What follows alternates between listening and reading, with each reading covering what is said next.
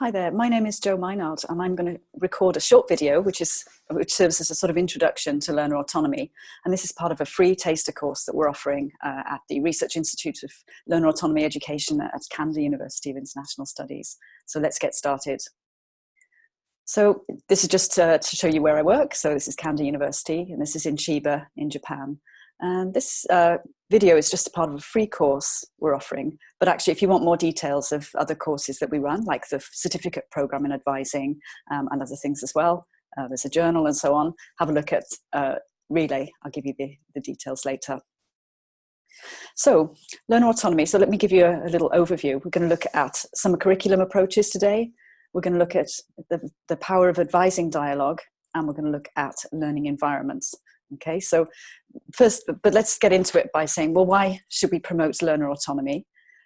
We can look at some of the technological innovation happening at the moment in language learning, and I would say that our field is about to change dramatically. In fact, it's already changing.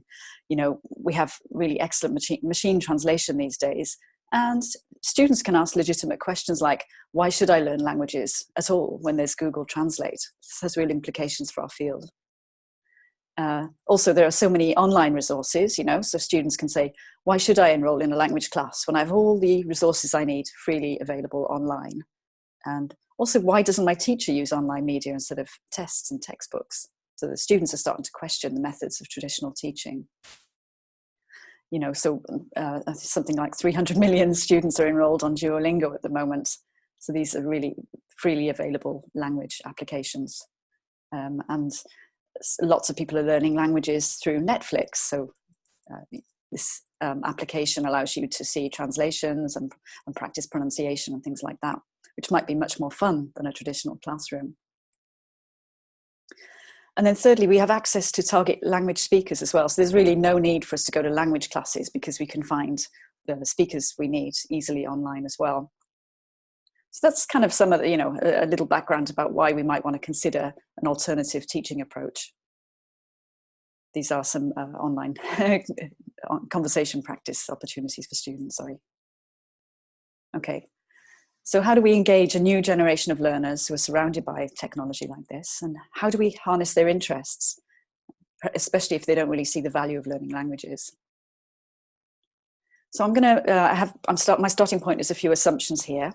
So we can assume that all learners are different and they have their own interests, that people need to learn and relearn throughout their lives, that the teacher can't possibly teach every student at all times in ways that suit each individual. And the most important thing, learners need to take responsibility for their own learning and be able to access these resources that are available to them. The most powerful thing we can teach them is how to learn. And that's where learner autonomy comes in. So probably you have some definitions of learner autonomy. There are a few, but I'll share with you some of my favorites. So the first one is by Phil Benson, and he talks about it as being a capacity to take control over one's learning. I really like this one because it's a very broad one. And then within that, you can kind of break it down. So Dam et al., this is also called the Bergen definition. I like this one too. This is one I probably use more frequently. So they say it's a readiness to take charge of one's own learning in the service of one's needs and purposes. It's a capacity and willingness to act independently and in cooperation with others as a social, responsible person. I really like the social, responsible person because it shows a sense of responsibility, but also that you're not doing this alone. You're working with others. That language learning is a very social process. And then the last one by David Little, learner autonomy is a capacity for detachment, critical reflection, decision-making, and independent action. Okay, so there's a few fairly commonly used definitions. So we can break those down a little bit now.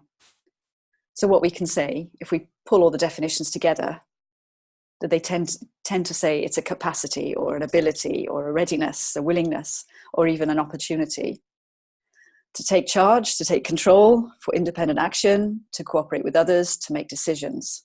So the definitions tend to incorporate these sorts of terms in pursuit of language learning. Okay.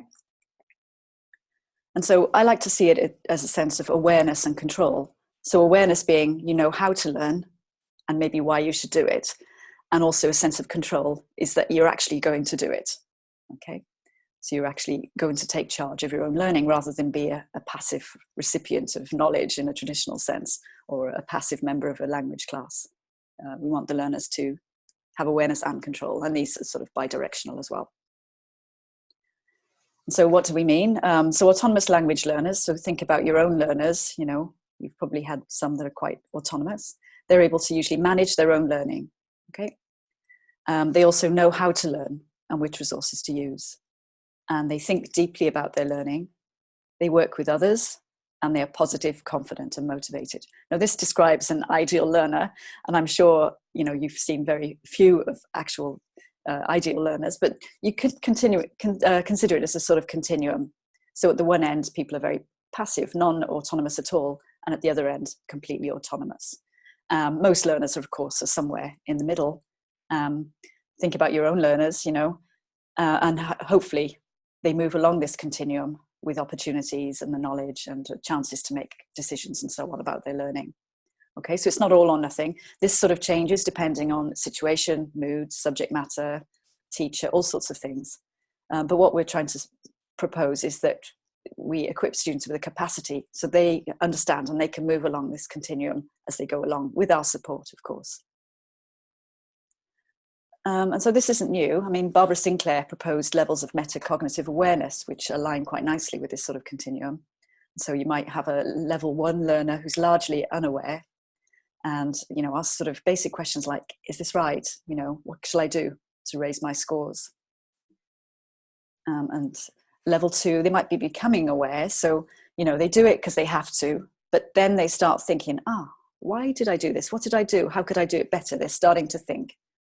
And then level 3, which would be the other end of the continuum, largely aware. So they're really thinking about what they did, how this is fitted with what they were trying to do, and really constructing what they could do instead. I'm sure you've all seen examples of these kinds of learners. So how can we help our learners to do these things, manage their learning, know how to learn, etc.? What's the best way? Well, we're proposing that there are 3 ways. So there may be more, but these are 3 we'll concentrate on really briefly, actually, in this short lecture. So approaches to the curriculum, approaches to advising, which Satika will go more into in week 2, and then looking at learning environments as well. So curriculum approaches. So one way to approach this is to have a dedicated self-directed learning course or a module, and have access to advisors. So you don't just have the module by itself. It could be self-study, but actually what makes it really powerful is the interaction with the dialogue with the advisors and other students as well. So it's not just a course book you work on by yourself, but the activities encourage reflection and dialogue. And this is something that we've been running for the last sort of 15 years, I think. And students work through a series of activities. So they develop an awareness of how to learn. And then they implement their own plan, which is where they take control of their learning. And the first course looks something like this. So they have an orientation, then they set goals. We think about strategies, try different ones out, critically evaluate them, think about resources in the same way, then look at time management and affective factors, make a learning plan, and then put it into action. So we've been doing this for some time, and we probably recognize Kolb's experiential model reflected in this. So you do something, you reflect on it, and then you interact with your learning advisor, reflect on how you could do it better, and keep going on to the next week. So that's one example of a curriculum-based approach. So you could have a standalone course, something like that, or you could embed it into a language course.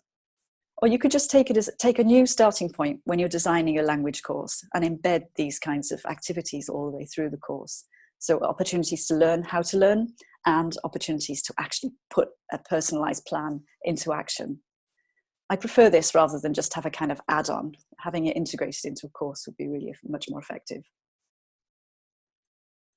Okay, and try to embed these kinds of things into regular classes. Even if you're in a situation where you can't teach a course like this, everyone can embed choices. Think about giving students choices. It could be just A or B, could start small. Embedding reflection activities into every class. They could be short ones, but they should be there. Including some reflective dialogue. This could be advising, or it could be through written dialogue as well, through journaling and replying to students and engaging them in further reflection rather than just giving them linguistic feedback. using every opportunity to develop awareness and control of the learning process, and to make sure that students are doing this with others, social processes, and focusing on their emotionals as well. I'd love to go more into this, but I'm not going to today, sorry. Okay, so how to promote autonomy part 2 is advising, which I presume is why you signed up for this course, is what you're particularly interested in. And I've hinted at this all the way through this lecture so far. So advising is the promotion of, it's learner autonomy. It focuses on promoting learner autonomy through intentional one-to-one dialogue. So we actually have linguistic strategies that we use. It's not just casual conversation. We actually intentionally use linguistic features to promote reflection and deeper thinking on the part of the learner. So it focuses on learners' individual differences, their own learning histories, their motivations, beliefs, and so on. It takes the learner as the starting point rather than the curriculum or the course. You start with the learner and what their hopes and dreams are, what they want to achieve, and you take it from there. So it's a really, truly learner-centered approach. And you think about the lifelong learning needs rather than how you're going to pass this course. So it's very different from academic advising when you think about it like that. So what is important to do is think of the learner as a whole being. Okay, if that makes sense. So some of the basics of advising, Satsuko will go more into this, but you're going to listen and accept the learner's feelings and situations. You try not to judge, okay? Try to understand their perspective. So you listen attentively and you accept. That would be an absolute basic of advising. And then you ask questions, but they're not just, they're not really directive questions. They tend to be non-controlling questions asked with compassion that will help learners to reflect on their feelings and situations that they're in. Why do you feel this way? How did you feel when you did that? And so on, those kinds of things, rather than why didn't you do your assignment this week? It's a completely different kind of question. It's a question to help them think about themselves and what they're doing.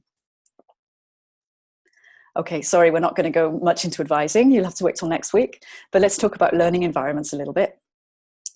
So for this, actually recently, myself and my team of colleagues at CUIS were drawing increasingly on self-determination theory. And this is a theory of human motivation, personality, and wellness. I'm sure you've come across it. And the research has been applied to many life spheres, so, business and sports and education in general, but it hasn't really been applied to language learning environments such as self-access centres so much yet. So this is something we're quite excited about doing more of. But I like it because it looks at what makes people thrive. It looks at what you can do in someone's environment to help them really exceed and feel a sense of well-being as well as achievement. So it has really great potential for language learning environments. And one of the main mini theories within self-determination theory is basic psychological needs theory. And this says that if these 3 basic psychological needs are present, then these are ideal conditions for somebody to thrive. And these are autonomy, relatedness, and competence. I'm really going to fly through this in such lacking detail, I'm afraid, but I recommend you read up on it. It has real great applications to our field. So autonomy here is used in a slightly different sense, just to say. Of course, there's overlap, but the definition is different from what we looked at earlier with language learner autonomy. So let's try and summarize a little bit. So competence is a feeling of effectiveness. So it's the need to interact effectively in one's environment. And this means, getting optimal challenge, being able to make effort, feeling a sense of mastery, and also developing your confidence. Autonomy in this case, in the self-determination theory sense, is choice and agency. Okay, so it's an inner endorsement of one's thoughts. So your goals, your feelings, and your behaviors, and how you move towards that. And then relatedness is a feeling of being connected with others. So hopefully in a warm environment, a sense of belonging, and you have sort of mutual respect and concern for each other. So there are things we can do in our classrooms to support competence, autonomy, and relatedness. And there's been quite a lot of work in general education on this, and a little bit on language learning as well. It's increasing, which is nice. So you can support autonomy in your classrooms or self-access centres by giving choice. What activities to do, what languages to use, and so on, what interest-based materials you can use, and giving support for student leadership as well, student ownership. For relatedness, you can think about your furniture and the roles of the students in your classrooms or self-access centres. provide plenty of opportunities for students to work together, bond, and get to know each other. Online social networking can really help with this as well. The students can get to know each other online and offline. And finally, competence. We need to equip students with self-directed learning skills they need. So the course I mentioned earlier might help with that. And then they set their own goals so they can choose and decide on their optimal challenge. What is it they want to do? And how are they going to get feedback? How can they get helpful feedback as well? And hopefully there should be opportunities to demonstrate knowledge. I mean, one of the ways we do it is we have a conversation lounge in our self-access center, and students sort of study something new that they want to talk about, and then they'll go up to the lounge or make an appointment to talk with a teacher to practice and actually demonstrate what they've learned and feel a sense of confidence in that too. Okay, that was really quick. So we looked at curriculum approaches, advising dialogue, and learning environments a little bit. So these are 3 ways you can look at learner autonomy in context. So that's it. Thank you very much. I hope you enjoyed that and you have plenty to say on the forums. Thank you very much.